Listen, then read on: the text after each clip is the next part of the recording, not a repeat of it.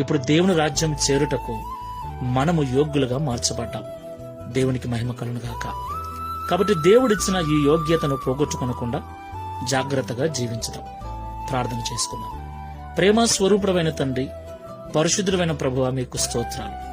నిజంగా నీవు మా తండ్రివి గనక, నిజంగా మా దేవుడవు నీవు గనక, మా క్షేమం కొరకు, మా మేలు కొరకు మేము నశించే నరకానికి వెళ్లటం ఇష్టము లేక మా కొరకు మరణించి ఆ మరణాన్ని గెలిచి తిరిగి లేచిన ఏకైక దేవుడవైనందుకు స్తోత్రాలు. ప్రభువా, మమ్మల్ని నీతిమంతులుగా చేయుట కొరకే, పరలోక రాజ్యం చేర్చుట కొరకే మీరు తిరిగి పునరుద్ధానుడైనందుకు స్తోత్రాలు.